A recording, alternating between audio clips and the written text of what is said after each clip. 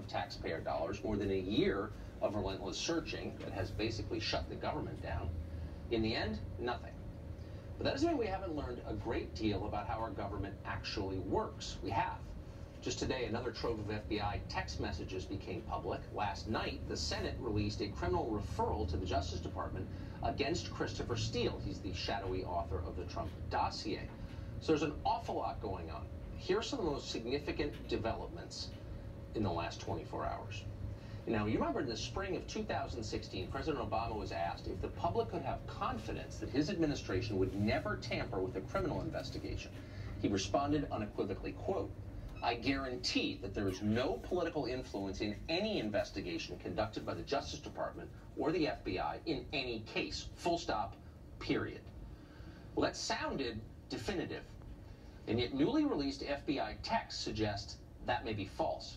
Just 5 months after Obama made that claim, FBI attorney Lisa Page texted senior agent Peter Strzok, with whom she was having an affair, to say this, quote, "POTUS wants to know everything we're doing." Now, keep in mind, at the time that Page wrote that, the Hillary Clinton investigation had been closed, but the investigation of Donald Trump had begun.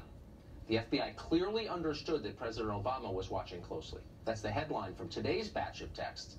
There are many more texts on the way. Remember those 5 months of text messages that the FBI somehow lost? Well, they've somehow been found.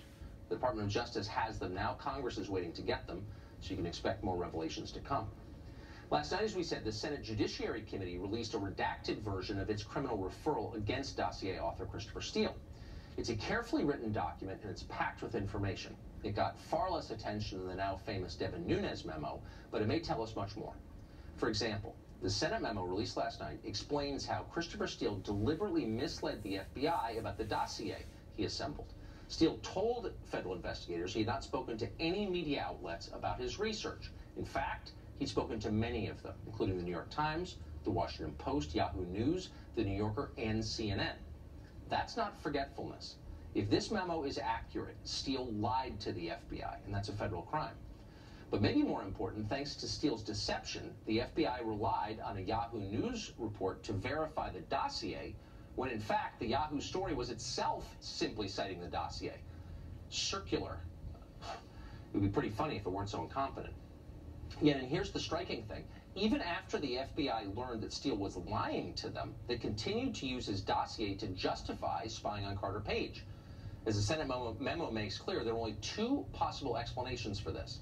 Either the FBI lied to the FISA court by saying Steele had not spoken to journalists before October of 2016, that's 1, or 2, Steele lied to the FBI and is therefore a discredited source. Neither one is good. Both are bad. And there's more. The Senate memo describes Steele as a sloppy and reckless researcher, an intense partisan with passionately left-wing views about American politics, who included unsolicited, unverified allegations in his assessments. Apparently, some of those allegations came from Hillary Clinton's own associates. It seems odd, since the Clinton campaign, of course, was helping to pay for the dossier in the first place, but there you go. As the memo puts it in a moment of dry understatement, all of this, quote, raises additional concerns about Steele's credibility. Yeah, that's for sure. In fact, it's hard to see how any fair person could disagree with that sentence. And yet, for some reason, the FBI seemed to have no concerns about Steele's credibility. His work, the dossier, appears to form the basis of this entire investigation. If there's more evidence out there that points to collusion during the 2016 campaign, we haven't seen it. We haven't even heard whispers of it. And in a moment like this, when leaks are the coin of the realm in Washington, when they're the primary way people communicate information, it's hard to imagine we haven't heard of any other evidence. So maybe there isn't any. Is the Steele dossier the entire thing, all they've got? The Steele dossier seems to be the reason we're having this conversation in the first place. That does not inspire confidence.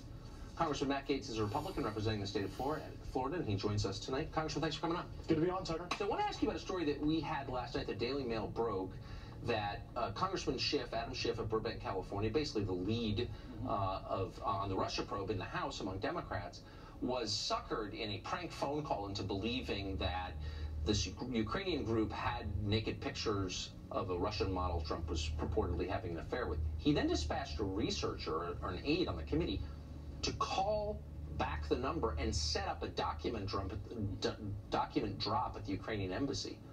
That seems like a significant story. It's not being covered today. Do you think that's a meaningful thing to know? Absolutely, Tucker. And Adam Schiff should step aside as the lead Democrat on the Intelligence Committee as a consequence of this scandal.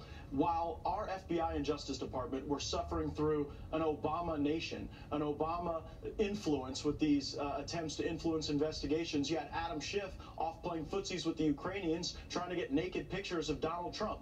Adam Schiff has gone from someone with oversight responsibilities to an actual principal in this investigation, engaging with the Ukrainians, and I think for better objectivity, he ought to step aside. Well, I mean, correct me if I'm wrong, and I'm really trying to be open-minded, because maybe Trump collaborated with Putin. I mean, I'm waiting for the evidence, but the allegation appears to be this, that Trump's associates, including one of his children, spoke to a Russian lawyer in an effort to get damaging information on the other campaign, on a political rival, Hillary Clinton.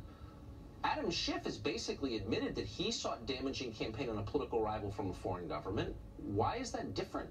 Well, and even more analogous would be Jeff Sessions. Jeff Sessions was talked into recusing himself because of a handshake in a greeting line. And here you've got Adam Schiff actually engaging with Ukrainians to try to dig up dirt on the president with seemingly no interest in whether or not the information is true or false or doctored. And so if you use the same standard that's been applied to Republicans to Adam Schiff, he should have no role on the Intelligence Committee as a lead on this issue. And I think that if you look at his credibility with the American people, it's eroded. I mean, it was only a few weeks ago, Adam Schiff was saying if we released the Devin Nunes memo, there would be a national security catastrophe.